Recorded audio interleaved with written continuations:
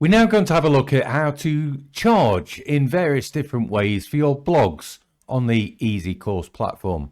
Here's a blog that I've already written, and you can see that it's freely available to everybody. Back on the EzyCourse dashboard in the blog section, I'm now going to edit this blog, and I'm going to change the pricing of it to premium, and I'm going to say this blog is £5. You can even set the duration that you want this blog to be available to somebody that has paid for it. So I'm going to say it's available for 30 days. Let's click the update button. And now when I return to the blog and refresh the screen, you can see that I can still see the title of the blog, the featured image. Very usefully, I can see an outline of the content, but now it says at the bottom, to access the content of this blog, you must make a purchase first, and I can click the buy now button. Now there's also this link underneath that says enroll to blog membership, one-time payment. So let's have a look at what's happening there.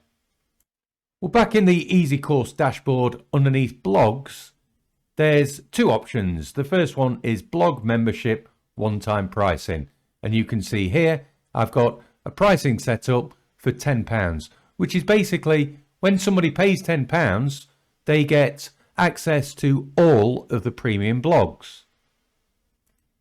In a similar way, there is blog membership subscription pricing. So again, I can choose a strike through amount, and let's say this is going to be £10 every 1 month, and we'll click save.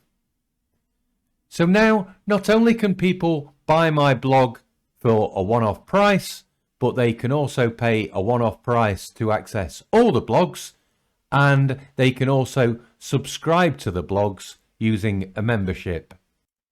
So back on the blog page, you can now see that there's a buy now button, which is the premium price for the single blog.